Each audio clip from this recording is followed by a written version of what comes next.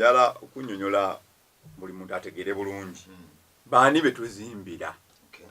baani betuzimbira abetuzimbira be bano tulina abantu abalina sente zaabwe ez'okuzimba ebizimbe by'ebirooto byabwe naye ng'ekizibu kye badde balina okutya nti babbibwa omuntu akuwa sente n'akugulira buli nabyoyagala n'akuwala ebbayina gw'oyagala n'avaawo ate n'otunda sementi we kati ng'abantu balina okutya sente yaziyina naye ng'abanoonya kampani abeesigwa abasobola okumuwa ekyo kyasasulidde naye nga taliiwo kati faawo we twajjira mu kuyamba kwaffe era tulina obujulirwa everywhere nti ffe tuzimbira abantu abalina sente naye nga tubayambako n'okola supervision and site management ffe tukola ebyamazima nti oba wooli oba toliiwo tukola kituufu kubanga abantu badde balina obuzibu nti ayina okunoonya sente esasula ekizimbe kye bazimba ate ayina n'okutuulawo alabe nti sementi tabbibwa kakati ene kampani y'abakristaayo kyeyambye abazimbi ekintu kyamwakanya nti agenda kimalira mu wiiki nakimalira mu mwezi 2 n'azimba emyezi 4 n'okubala ebintu ebifu olina mumalira sementi 10 alina yendape ng'akozesa sementi 16 omuntu namutaataaganya mu bajeti ye kati tuzimbira abantu abalina sente zaabwe zeetaaga okuzimba naye nga beetaaga abantu abakugu professional people nga bakola ebintu bye bamanyi ebituufu mu budde obutuufu ate nga beesigwa tebafiiriza muntu okuyita mu kuzimba ennyumba oyo abo be bantu betuzimbira abalala betuzimbira be baani abalala betuzimbira beebo nabo abayaayaana okufuna we basula naye nga tebalina sente zaawamu kironde olina omulimu gwa miliyoni era buli mwezi akakadde okakola ki maybe okafuna naye bwe bakubalira ennyumba yo tosobola kufuna sente ezo wamu kakati Hallmark egamba etya nti ku miliyoni yo onosobola kuzaako emitwalo 4 osigaze 6 kati procedure ebeera bweti tukugamba nti jangu ojjuze fomu y'okuzimba tugiyita Constitutional Security Fund form juza fomu y'okuzimba tukugulirewo fayiro eba ya mitwalo 20 emitwalo gy'abiri bw'ogisasula gikola ki emitwalo 2 bw'ogisasula fomu bagijuza ne bagulawo ne fayiro tusitula tiimu yaffe y'abayinginiya ku mitwalo egy'abiri egya fomu ne bajja yonna gy'oli ne balambula kye tuyita site inspection omuntu amala okuwagana 2 teyeetaaga kugula mafuta mafuta mmere kutambula byonna biriwa kwezo ne bajja ne balambula n'oweggulu tubala kilomita 50 okuva e Kampala kati bw'osukka kilomita 50 gwe tukukyajingayo ka transport katono naye tezisukka mitwalo 4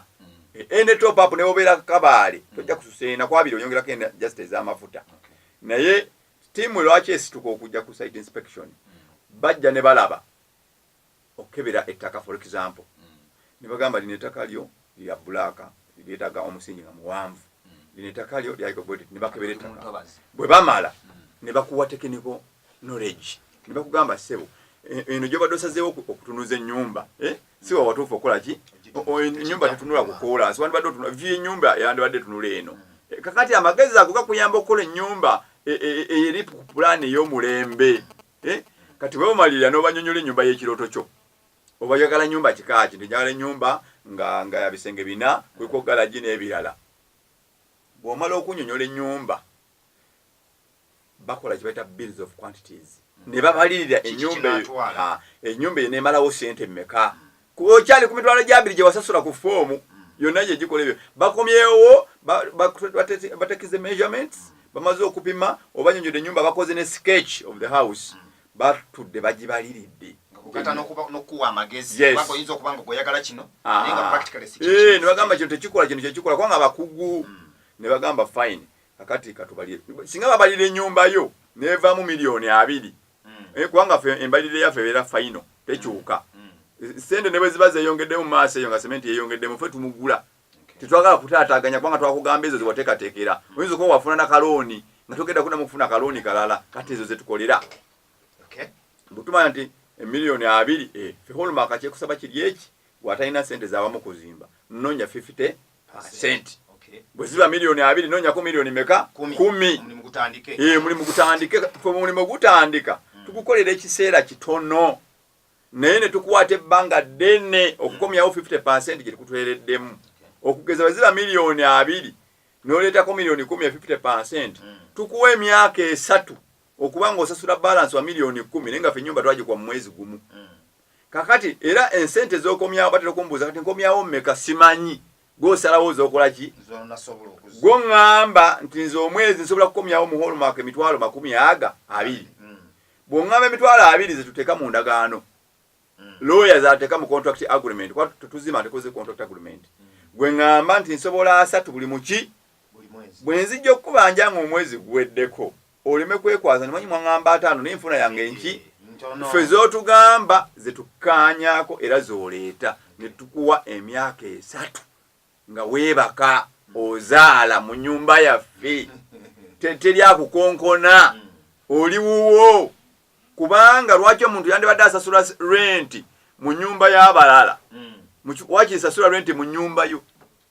Nina abavuka benzimbidde amayumba wano mu kibuga ng'abadde asasula miliyoni naalya ali mu apartment asasula kakadde kalamba buli mwezi ne mugamba nti nedda gwe noonya 50% kati kakaddeko badde owa naalya gwe nsigala ng'ompaka emitwalo 8 naye nga nkuwadde n'ennyumba era nzirina mwazirabye nazibalazeeko eriko gwe mwazirabye twazizimbye zawedde gwe sasula rent naye ng'oli mu nnyumba yo nga teri agenda kukonkona. Yes,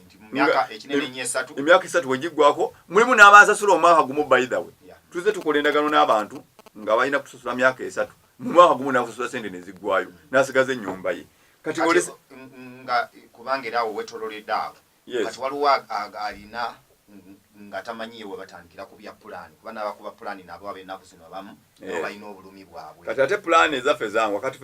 tulina betusanga nga olwedde balina pulaani zaabwe nga bo bagamba pulaani bajja approving nga sente z'okuziba zibadde zikoze ki zimbuze oyo atwanguyira naye bw'oba nga wakola pulaani nga wagitwala ku kanso n'etavaayo ate ffe tukuyamba nze bwe njikolako follow up evaayo mangu kubanga abantu abo tukola nabo emirimu abakanso batumanyi. Waliwo n'agamba nti nze siina ssente za pulaani kwaffe tukola pulaani tulina architect ayiza akati okubeera wano katamba n'abanyonyola architect waffe akola pulaani ate pulaani eyaffe mu focus emalayo ennaku 4 si lwakuba nti tuwaayo bribe nedda bamanyi nti eno ekampani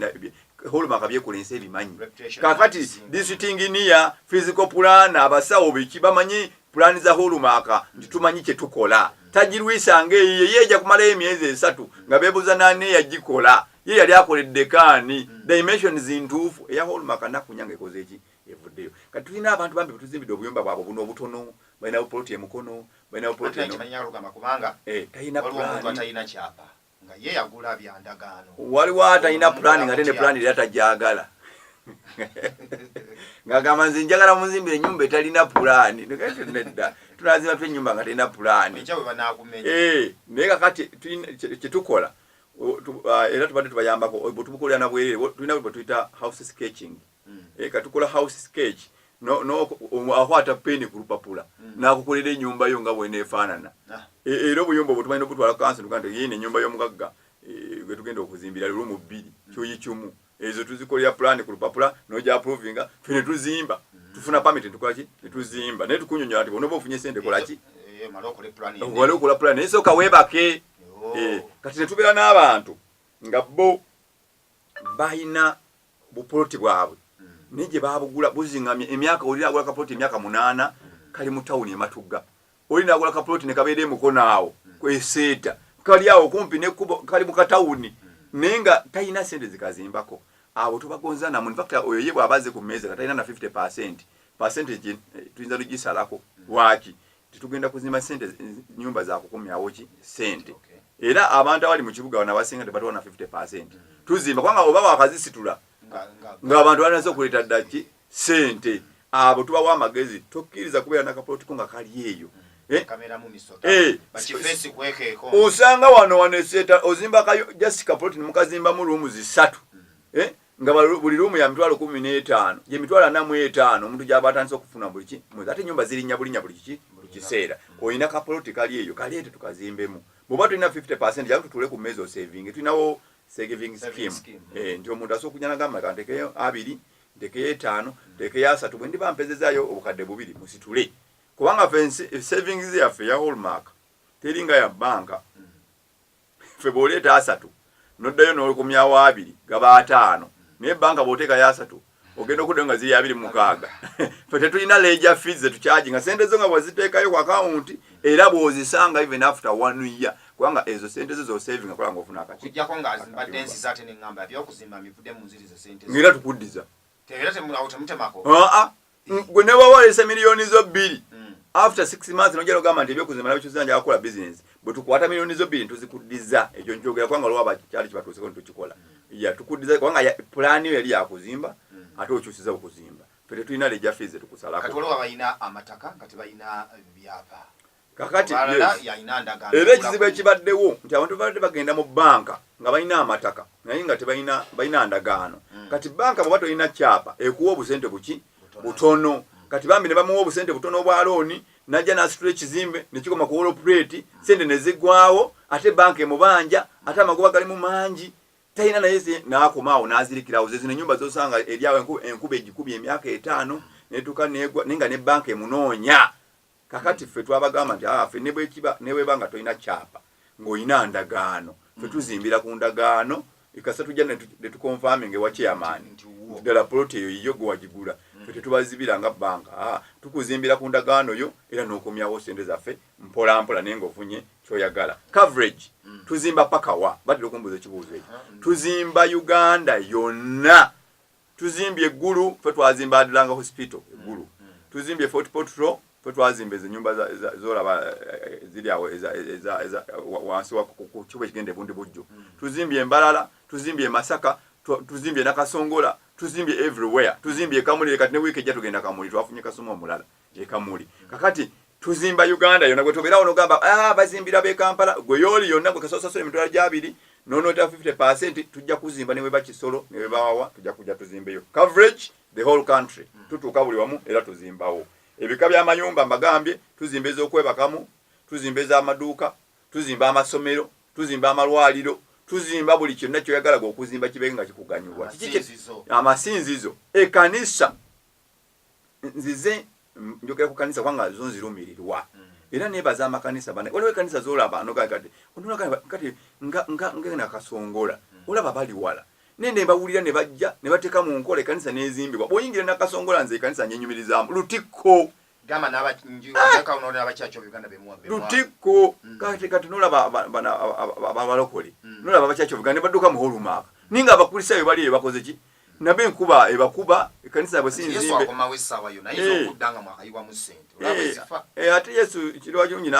n'akomawo ng'olina kalina gwe tabunaabona akutwala mangu tabe eno bakironde bakyali eno mu basement nga gwe yakukoze eki era yagamba nti bali babawasa bali babazimba bino ebintu bye muleeta bayibuli mugyetegereze omanyi bagenda bagamba ebizimbe biri bitomeregana kakati ebizimbe bitomegana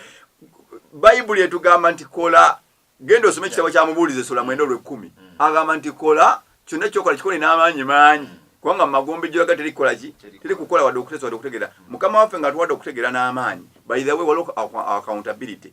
tuyina okupresentinga byetukoze mu nsi ewa mukama waffe nga tuwadde talanta zino gwe kola nga bw'oteekateeka obulamu bwo mu by'omwoyo tekina tabo kubanga okola emirimu mukama gyakuwadde okukola n'emikisa ate nga bw'oteekateeka n'obulamu bwo mu by'omwoyo Yesu Kristo ajja kujja kutwale ne bw'onobanga okoze nnyo naye twagala okubakubiriza nti toddeeyo n'otulanga kukwekubagiza nga Hallmark leero weeri mukama yaleeta kampani eno okulaba ng'ataasa abamakanisa muveeyo ate kanisa twabagamba nti mune pasenti gye bateweze bulungi tujja kwogera n'abooluganda naye kanisa yaffe ekyuse ekifaananyi ebe ng'ewesa Katonda waffe ekitiibwa muyite abantu mutye mwayi nga nammwe we mubatwala temutyawo okukola ki mukama waffe ajja nakutuwa omukisa nga tukola emirimu gye gino network ntera okubagamba wano nti mu network ngebuki ntera okubeera mu misomo ne mbabuulira abantu bekolagana nabo nga Uganda yonna ngiina mu ngalo kakati ffe tulina betukolagana nabo abasika amaki era gwe mugaso gw'ofuna okolagana naffe nti waliwo n'ababeera mu poloti zaabwe nga mulimu amasannyalaze kati poloti bwe baba omuti gw'amasannyalaze tebakkiriza kuzimbamu ate tukola enteekateeka n'abamasannyalaze ne tusengula omuti gw'amasannyalaze ne guvaawo n'ozimba ennyumba yo kapulaani bwe wali ogisuubira kati n'abatagalina tulina netiwaka n'abamasannyalaze nti kikwanguyira okusika amasannyalaze okutuuka ewuwo okulaganye ne Hallmark kubanga tulina netiwaka n'abamasannyalaze abasomazi baffe abali ebwera batuweereza ne sente nga tebatulabangako naye nange embalazi tuli beesigwa mulimu abazinga ebizimbe byabwe biweddebu ne tubakwasa ntandabangako ajjamu kwasa era newunyiza kubanga abantu bebwera ate batwesize nnyo okusinga bano abawano naye nange nabalaze nti kampani eno yamazima era basanyufu batutunze bulungi lekyo nakalanzi yali UK tulina Uncle Henry Netherland bangi ne batuwadde sente tuzimbye baze bye bali basubira bye balabye oli agenda okujja mu Christmas break asanga ennyumba yewe exactly ne bino bade babalimba limba bakubira ebifaananyi by'ennyumba etali yiyo ogenda okujja nga poloti yo eringa bwere nga tate ennyumba eri wayasenguse ekiro nti simanyi ekizinga kyagitutte fe tubawonyeza embeera efaanana bwetu tuli wano Wakiso tutuuka na Wakiso kakati ffe office Hallmark gwe bw'obanga olinya taxi ogenda wali waggulu wa paaka empya kuna Mirembe Road waliwo paaka ye Wakiso olinya taxi ye Wakiso n'obagamba nti munzire mu Kayunga ku kalina ku Hallmark mu tawuni eyo Kayunga ye tawuni eri wakati wa Nansana ne Wakiso kati bw'oyise Nansana ku Hoima Road odda Kayunga bw'ova mu tawuni ye Kayunga wali Church of Uganda n'olyokodde Wakiso mu tawuni kati ffe tuli ku kalina e Kayunga era ne kalina Mukama yagiwaffe Mukama waffe yeebazibwe ife tuli kukagoga nti genda kalina ku Hallmark n'abataxi ogamba Hallmark bamanyiwo nti abo basajja bakukalina so awo wetuli era bojja buli omu atumanyi mu tawuni eyo